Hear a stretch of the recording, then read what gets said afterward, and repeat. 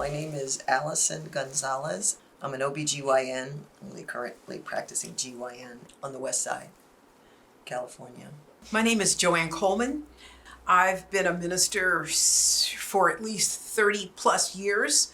My specialty has been the language Jesus actually spoke, Aramaic, and also I carry the good red road, which means that the part of me that is Cherokee is a medicine woman and a pipe carrier in those traditions.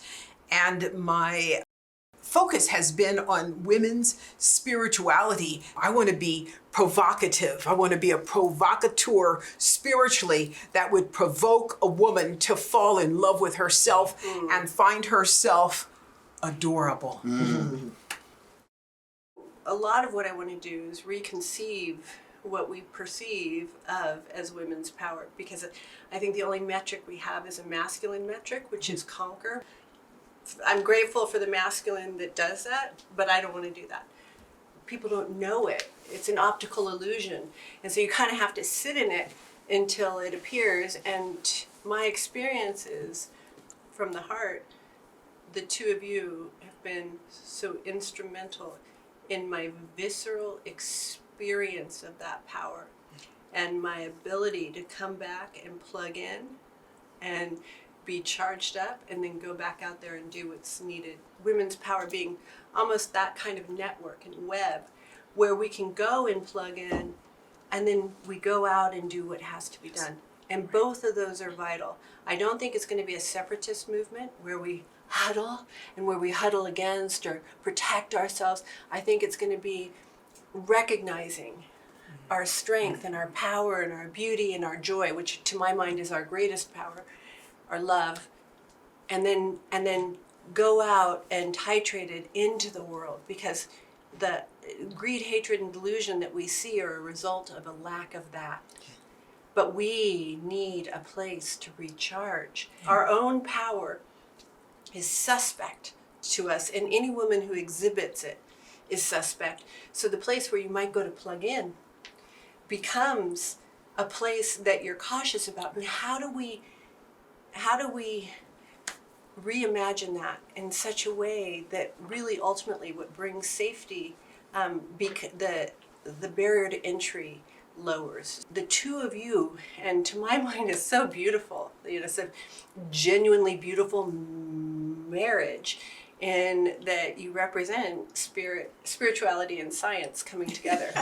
And so, I mean, like, you run the full gamut so that so many people, but my particular interest is women, can be reached in their language. I do think that a more masculine conception of power has to do with a linear view. And so you can kind of speak one voice, American broadcast English, and then people will respond accordingly because there's a dogma and you can align with it. I think that's important. I think it's really important to have. But with women, we need to hear it. In semantics, they describe it, masculine language is like a single spotlight on a subject, and feminine language is like 100 tiny spotlights. You get the same illumination in a different way. And so my interest is to have all of these voices saying, no, this is it. No, this is it. And the two of you are so much the embodiment of it to me, and have been it. I mean, you've been it for me. Been it for me since day one. I couldn't have kept going. But the first night we met, you inadvertently said, it's a terrible thing to be a victim to your calling.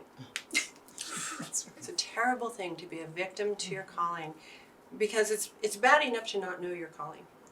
Then when you know it, and it's in your heart, I've heard this description that when you have a child, it's like forever having your heart outside of your body.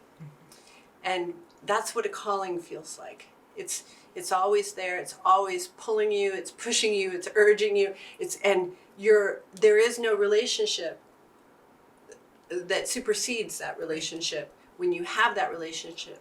And then when you can't see how to execute or act on it, and that freeze, it's really, every layer is a level of coming to not be victimized by it, and to be a hero for it. And you were instrumental in having me come out of that freeze of this hurts, this is scary, I don't know how to do it, I don't know how to face that. How does one face that? I don't know. There's no book on how to do it. There's no language for how you talk about the invisible. We have, the closest we have is a man, which is Jung, as far as I'm concerned. But, there's a feminine power is invisible. It operates under the radar. It changes how everyone in a room feels. Yes. And when people feel good, they begin to act better. But if you just have a dogma with the rules on how to act and you don't have the good feeling, then you see massive burnout. And I think we've all seen that, and probably we've all experienced that, where our hearts were in the right place, but we were dutifully carrying out the activity of our calling, and then we crashed. And that's when I met you. I had been dutifully carrying out the activity of my calling, and I was dead. And so much of your love and indirect, which was so profound, because if you would have just said to me, do these things, I was too heartbroken to hear that. You had to gently insert them back into my heart until it was fortified in such a way that I was resurrected. And only this time I had gone to ground, and now I was resurrected with this new fortification and love that I didn't know you could have that. I don't know about you, but all of the images I had seen, Mother Teresa, this kind of like pained sacrifice of service, not realizing that what I'm here to bring is that radiance and joy. Yes. And that everything else is a complement to that. So that's really who you are to me and why I wanted you here. What was it that brought you together? Relevant to say I practice Buddhism, and it's relevant because, and then it's also relevant to say, and at the same time, when I was 16, I had this funny experience where it wasn't a dream and it wasn't awake. It was an actual contact, and I understood you're going to go through a death. I thought it was a literal death at the time. You're going to go through a death, and it's vital that you have one connection through that. And I said, oh, great, and I picked a Buddhist vision, and they said, no, it's Christ. And I did not know what to make of this. And this woman showed up, and I had been so strong. And within 8 minutes, I was crying. Yeah. Like, she walked in and touched my heart, started talking, just started telling stories. That's right. Mm. And then the other thing the other challenge I have is so many religions are told from a masculine perspective that I don't identify. I don't identify. And Rev Jo came in and started, it's like she told them from the side of the moon. That's beautiful. And came in and came inside of me and moved my heart. When everybody else was fleeing, this woman was swimming against the current to get to us. And it's amazing. Yeah. Mm-hmm. It is. And it was wonderful because our mutual friend, Angela, said, I've got a place, I think you're going to love it. I want you to go there, and they want to do Bible study.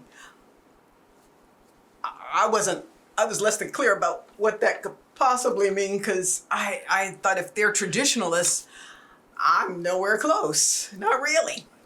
And when I stepped into the room, I knew I had stepped into my destiny. I did not know what my destiny was, but I could feel the possibility of this holy one moment, and that this one moment would have other moments attached to it, even though we'd have to walk them to see what they were. I mean, the moment wasn't over there. I'd have to live this moment, and then the next moment would show up, and I stepped into my destiny, and I knew the French doors of my heart blew open. They did it, boom, and I came in there. Yes, I came in there to give myself away, to leave nothing on the field. I meant to leave there empty. I came in full, and I knew I was going to leave empty. And I thought, oh Lord, my destiny is fulfilled in this one way, in that here I am, rain, and I finally found a place to fall. I finally could just fall. I could just rain. And we were the arid soil. Yes, right. Welcoming. Right. We were welcoming. And It's been 5 years? Huh? 5 years? No. Probably 9? 9 years. Yeah, What do you think? Wow. we've had difficulties. Imagine what we're doing. So it's been difficult for a long time, and she was very strong. You've been doing women's health, and here is this woman bringing in something new. It took you a little while, but what was that process for you to kind of look at the practice and embrace it? It just had to do with what other people thought. It had nothing to do That's with what I did. so interesting, right? So you were cool. I was fine, right? Yeah. So, and just the danger that it might represent for her in the ministry. So even though we go to a church that's not traditional, Right. it's not conservative like that, I'm women, so surprised to hear this. I think of the two of you as just rebels in so many ways. So to hear a little bit of that, it says how bad things are out there in many ways, and that you are here doing this it makes it that much stronger. In the same way with Rev Jo, I felt this clarity of connection in spirit that spoke my language. I felt that with you in terms of the science and because you can imagine for 20 years walking into scientists' offices, doctors' offices, and saying, there's something that's groundbreaking here. No, it's not climax. No, it's not romance. No, it's not neo-tantra. No. And all I could say is what it wasn't. I couldn't get it naked enough for them to see what it was. And when we met, it was shorthand immediately. It was understood. And you started telling me about the experiences that you were having working with women. And so it was intuitive. Many women walk around in this world with a shame storm over their heads, and it's always inclement weather, and people need to be protected and need umbrellas and gear to be near us, and that's old ancient religiosity that brought us a story about ourselves that has been passed on generation to generation to generation. And the beauty that you bring, Doc, is that you bring a restorative view. Oh, beautiful word. Restorative. It's restorative. And so finally a woman gets looked at without judgment or assessment or measurement, right? None of those are part of the consideration, and you get the woman's life and her genitalia as beautiful, and that might be the first time it's ever been beautiful unto itself without having a destination in front of it. I think that we do it one story at a time, because it was a story that got us trapped, and that's a new take on the story will be a portal. The story itself that we say about ourselves is the portal into the experience of wholeness. I saw a sign, or was it in my mind? I'm not sure. But it had the nerve, the billboard maybe. You know how God will talk to you on a billboard or your favorite song on the radio. And it said, trust your skin. If my grandmother's here, she would say, Child, I ain't never heard of no such a thing as that. Trust your skin? I don't know if I ever thought to trust my skin. I had been living in the distrust, in that I come into the room and maybe something got better, but mostly the ism. I thought that my skin contained the reason why I could not be loved or was rejected by society. And it was a whole new paradigm to trust my skin. To trust my skin, shoot, that's part of a woman's power. Right. Is to trust the skin I'm in. Right. And to fall in love with it. And it's taken a moment or two to just even wrap my brain around trusting my skin, trusting my woman body, trusting my woman life, trusting my woman feelings, trusting my woman beauty. Are you kidding? And now, that's why when Doc and I come into the room, when we come into the room, we are the high tide. We bring a consciousness called the high tide, and all women's dreams that have run aground, when we come into the room, there's a lift. And I don't mean the transportation service. I mean, there's a spiritual lift that women can detect and feel, even though they don't know it's us, and they don't need to know it's us necessarily. They just Preferably need not. Preferably not, really. Let's just Stay safe that way. That's right. Let's just live. Yeah, let's just live. We're just gonna be the lift. Yeah. And this world needs a lift. And if 52% of the population has run aground with its own fear of its skin, with its own fear of its womanliness. And also, we're gonna have to take back the word woman and redefine it. We need to be self-defined, because part of the conspiracy is that I'll tell you what it means to be a woman. Let me tell you what it means. Here's where you can trust and here's where you can't trust. And I think that one story at a time, one conversation at a time, is already healing this world. How do we reclaim the idea that the divine exists in the feminine form, because we've been so kind of like beaten, Madonna whore syndrome. I mean, just the denigration Yes. of women in this very black and white way. And then you realize that there are cultures that have lived with this, would it be fluidity or would it be without black and white for so long? And I didn't know that. I mean, I've known Ish for like forever, but suddenly I'm thinking, wait, you're this like guy who's a statesman, like we gotta get the men out there to talk about this too. And I just, like, how do we all do it? Because I think there are a lot of men that might care too. Yes. But this is a movement that's being built here. Can I say one thing? Yeah. I think you have to incrementally go back through each heartbreak and convert it into a jewel. And then you can come through to this broader conversation. But I think there's a way we want to bypass those conversations of pains that are unique to sexuality, to gender, to ethnicity, to class. We want it to just be one big melting pot, but you just end up with this, like I say, like this beige stew. Right. You don't end up with a pot full of jewels of people who've gone through and activated those pains. And one of the places that you actually spoke about this, that was so powerful, and then we talked about it that day at the cafe, is the intersection of being Black women and having been part of this movement here, and then how that runs parallel to your movement as women, and that those distinctly have to be addressed, but they have to be addressed collectively. Right. And one of the blessings for me, one of the great blessings is, I dated Black women for 13 years, and I was invited into these rooms. I was in women's studies with white women, and we cried a lot. And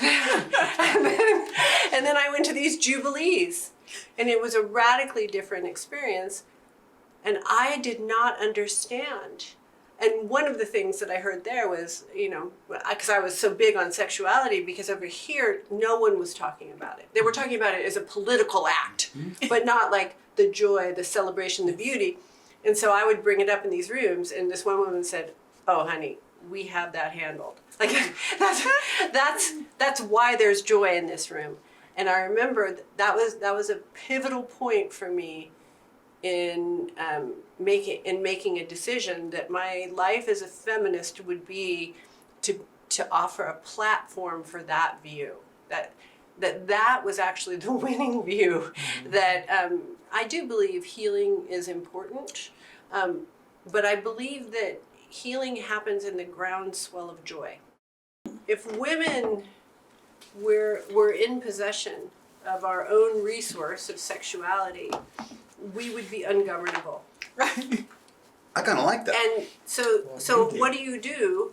All you have to do is hook into a woman's desire to appease and accommodate, which is in our conditioning, and then you say, this force is synonymous with aggression, violation, and then she doesn't want to be that. She wants to be a good person. So you put her in conflict with her own power, and it just becomes this really insidious way that you keep women from power. And that's if I could get the math out for women of when you reject this resource within you, you are rejecting your own power. It's synonymous with power, not with violation. Right. Then we could begin to change it. It's that tendency of us to want to be, Good girls. good girls, to practice graciousness and hospitality and generosity and to accommodate because because we're such deeply, profoundly feeling human beings, and that isn't in the science. The proprioception article just came out in the New York Times. I don't know if you read it, but it's stunning because it speaks to call. It speaks to this idea of limbic connection. 1/3 of the brain exists to feel into the feeling states of all mammals. But you haven't seen that in science because it's really in our biology. There's not a cell you can point to say that's the call. Exactly. Women have higher limbic intelligence. It's built into us due to biological evolution. We have to, as mothers, carrying this child within us. You're talking about basically raising people again, and they're 30 and 40 and 50 years old. Raising them. What I mean by that is molding them, helping bring out their consciousness. So you got that situation. Right. Okay. And it goes one conversation at a time. I don't really see how else true change occurs. There's an opportunity though. Okay. When women first have babies, I'll tell you what happens in medicine. It's like, okay, it's good. You have a baby. Good luck. I'll see you back in 6 weeks. Then a year. Work it out. This is a time when women are being taxed the most physically. Right. Right? They've just had a baby, so down there generally doesn't feel all that good. Okay? You're breastfeeding, it changes your hormones, makes down there still not feel very good. You got a partner, you've got your child, if you have other children, you have your family. Most women work. Right. So you've got 1,000,001 things pulling at you. But that time period is the period where we wield, I believe, the most power. Wow. By far. In that period when we're being sucked from, truly. All kinds of directions. And the partners, I believe, are willing, don't know how. Right. And that's where we need to be supported, because I think that's where the revolution will come. It's a genius. That's where it will space. come. Wow. One last piece, and that's call, because I think there are some elements that Eros brings to the conversation that are lacking in the culture, and without understanding these, without having a framework to understand these, I don't think we're going to be able to move forward. So when you were describing the pig pin above the head, Yes. that's tumescence. Yes. That circular thought and self-consciousness that more often than not is a result of trying to figure out how to mediate these powers and desire that exist within us that cause this smog that we live in. And I think the whole world is living in that smog. And then to hear, and there's a solution, is a very powerful thing. So that's one. To me, the call is the perfume. The call is the biological capacity to shift a room invisibly. So, they've done research, and what they showed was that stress is contagious. Nobody was that shocked. But you know what? So is joy. Yes. So how are they contagious? Well, they transmit from one nervous system to another. They transmit from the vagus nerve to another, and we are constantly assessing the internal state of another human being. Reading the room. Mm-hmm. But women, due to estrus, have the capacity to send out a frequency. So we talk about the fact that the male gorilla will travel 200 miles when a female gorilla is in heat, just from this invisible signal. So again, this gets controversial, but it's important enough that I'm willing to be that controversial. Because what people hear is, oh, if you have call, it's your fault that things happen to you. It's your fault you're sick. It's your fault that these things happen. I don't live in that paradigm. What I live in is what is the potential power that's available to women if they make that signal conscious. If you are aware of the perfume that you're sending into the room, that you affect, and that's the hardest thing for women to hear. I have an impact, positive, negative, neutral, on any, actually never neutral, on any room that I enter, which I have the power, like gravity, to influence what happens in that room from my biology. In the same way, and we'll say in Buddhism, you really learn to control the breath. You learn to control the nervous system by hacking into, I don't really like that term, but that biology. I can determine the frequency that I send out. I heard this great thing about Oprah. Somebody said, I saw Oprah, I was so excited. I felt her magnetism. I went running toward her and I ran into an invisible wall. Mm-hmm. That is a human being who has control over the transmission of her nervous system. I want every woman on the planet to have that. There are a lot of things that we can do. But I see we're doing a lot in legislation. I see we're doing a lot in terms of awareness, and I don't see the issue decreasing. And I think this is a powerfully very difficult to talk about. I can tell you nearly impossible to get researched. I've tried for 20 years. I had one researcher who just received threats about interacting with us because of where we're at, but in my mind, it saves women's lives to say your nervous system has an invisible frequency that can stop or subdue, on the one hand, and introduce a power and a joy that has people rise to their highest selves. Because it's female, we don't research it. And that, to me, is the most damning thing. Like, we are letting women just walk around not knowing their impact in the world, in their own lives. Yes. The control that they can have. Nobody can have 100% of control. I'm not saying that. Yeah. I'm not saying it's anybody's fault ever. Ever. That's not what I'm saying. What I'm saying is you have the power to influence your environment in such a way that you decrease the potential for danger and increase the potential for best behavior. Yes. Yes. And it's funny because it goes into calling. That's right. All of these things operate in concert. Yes. The tapestry that was woven today, it was a very strong one because it was another articulation of how communities can pull together, and ideas are presented in different ways and are just so simpatico. It was really, really beautiful. And as a man, you know, it's kind of like, men don't want to hear this shit. I mean, you know, for the most part, because it's like, It's inconvenient.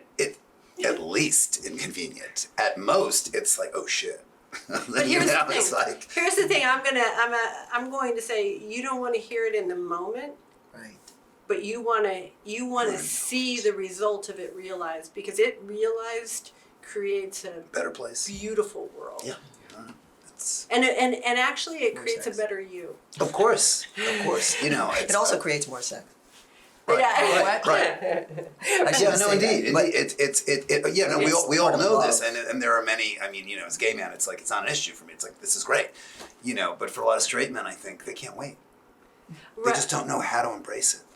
I'll just say this one last thing, and that is, I used to tell this when I would teach, because women would say, my partner doesn't want to do this, he thinks it's too difficult, and they would go on. And then I'd meet the partner, and I would say, okay, so I understand that you don't want to do this. And they would say, I've been begging her, I'm dying to. It's all I want to do. I want to teach me, show me, teach me. And that has to do with, Her fear. again, a woman knowing her influence and her impact, and the idea that we don't deserve the kind of attention that Dr. Allyson gives to women when she's willing to take the time and the care and speak to a woman from her heart, so that it's no longer just a hole.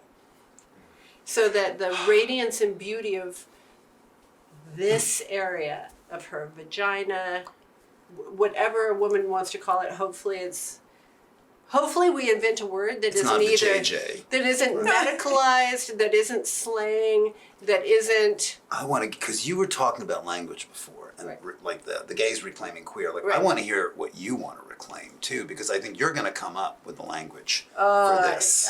this is my life. Your Urban Dictionary. Yeah. but I think that is I just want, because I want to dispel that upon contact, because I think I've met a few men Right. who were a little bit challenging, but I've met very few men who had any problems with women's power. The problem they have is with women's resentment. And those two in our culture right now passes the same thing, Yeah. and they're diametrically opposed.